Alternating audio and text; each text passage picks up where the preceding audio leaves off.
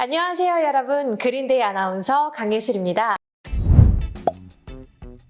영어로 메이데이라고 부르는 근로자의 날은 근로자의 열악한 근로 조건을 개선하고 지위를 향상시키기 위해서 연대의식을 다지고자 하는 법정 기념일입니다.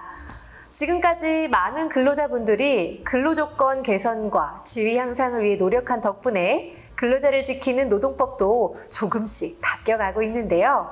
그중 최근 가장 큰 이슈였던 것을 하나 꼽자면 바로 오늘의 주제인 중대재해처벌법이라고 할 수 있겠습니다. 하지만 이 중대재해처벌법을 처음 들어보시는 분들도 있으시죠?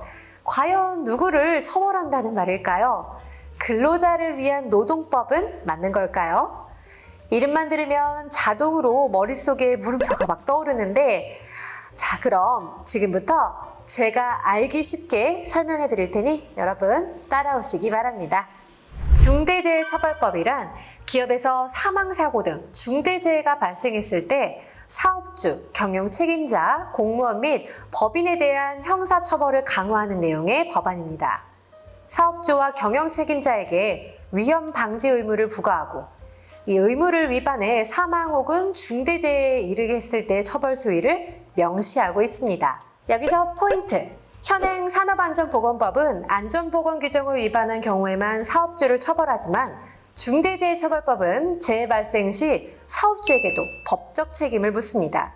그렇기 때문에 결국 기업은 근로자가 보다 더 안전하게 일할 수 있는 근로환경을 조성하는 데 힘을 쓰게 되는 거죠. 게다가 만약 사망사고가 발생했다면 이 중대재해처벌법에 의해 개인 사업주 또는 경영책임자의 경우 1년 이상의 징역 또는 10억 원 이하의 벌금, 법인 또는 기관의 경우는 무려 50억 원 이하의 벌금이 부과될 수 있습니다. 생각보다 처벌 수위가 상당하죠. 중대재해처벌법은 이렇게 상당히 강력한 법안이기 때문에 시행 이후 해당 기관에 기업들의 문의 전화가 빗발쳤다고 하는데요. 하지만 HJ중공업은 중대재해처벌법이 전혀 무섭지 않습니다. 예전부터 안전보건 체계를 설립하고 안전사고 재발 방지를 위해 꾸준히 노력하고 있으니까요. 혹시 말만 이렇게 하는 거 아니냐고요? 에이, 못 믿으시겠다면 제가 안전한 근로환경 조성에 앞장서는 HJ중공업이 어떤 일들을 해왔는지 아주 간단히 소개해드릴게요. 자, 그럼 먼저 소개해드릴 곳은 인천공항 시설공사 현장입니다. 이곳을 소개해주실 박무곤 현장 소장님을 만나볼까요? 안녕하세요. 인천공항 주변조조 시등 열동 시설공사 패키지2 현장의 박무곤 소장입니다. 이 현장 제 손바닥 아니니까 저만 믿고 따라오시죠. 건물이 10개 동이나 비행기가 뜨고 내리는 지역에 다 위치하다 보니까 보시는 것처럼 스마트 안전 통합 모니터링 시스템을 구축하고 있습니다. 현장에 지금 작업 진행상 근로자들이 층에 건물별로 어떻게 배치되어 있고 위치되어 있는지 확인을 할 수 있고 동시에 유해 물질 파악, 그 다음에 스마트 안전 풍속으로 장비의 안전성을 확인하고 있는 그런 상태가 되겠습니다. 현장 재해자가 현장에 전기 배선을 연결하는 고정 철근에 걸려 넘어지면서 발생된 재해가 있었습니다. 저희 현장에서는 재해 재발 방지를 위해서 여기 보이는 것처럼 노출 철근에 방호 조치를 설치하고 위치를 표기하였습니다. 이렇게 방호 덮개를 설치한 이후에는 확실히 노출된 철근을 눈에 잘 띄게 해서 훨씬 안전하게 활동을 할 수 있게 되었습니다. 저희는 또 단순히 이런 재발 방지 이행 작업을 하는 것이 아니라 교육 도강 꾸준히 실시를 하고 있기 때문에 더욱더 안전한 현장을 만들 수 있었습니다. 아무리 강조해도 지나치면 없는 것이 안전입니다. 제 입으로 말하긴 그렇지만 안전에는 HJ중공업을 따를 자가 없지 않을까요?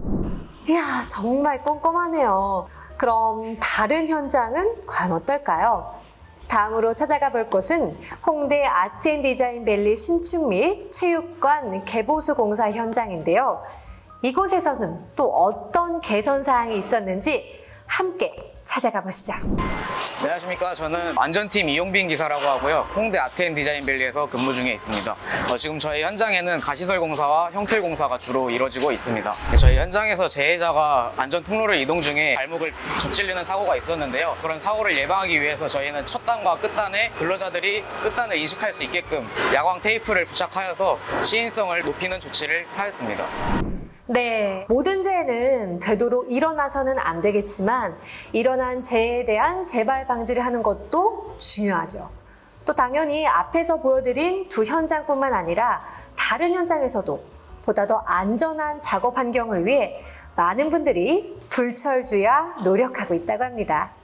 그리고 이 모든 것이 중처법 시행만을 위해 특별히 한 일은 아니라고 하는데요.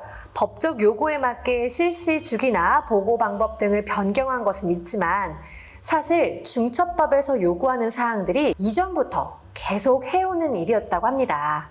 정말 대단하네요.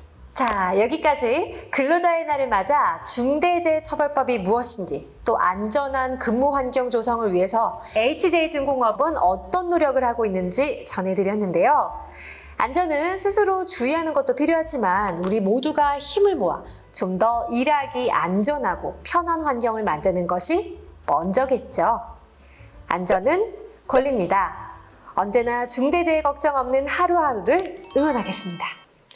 이렇게 끝 하면 조금 아쉽겠죠. 계속해서 따스한 봄날에 있었던 HJ중공업의 이슈도 잊지 않고 알려드릴게요. 지난 4월 25일과 26일 부산에서 조선 전 직원을 대상으로 한 경영 현황 설명회가 있었습니다. 26일에는 대표이사님이 참석해 HJ중공업의 새 출발을 위한 비전 제시 및 조직 활력 제고를 기대하며 희망의 메시지를 전달하셨다고 합니다.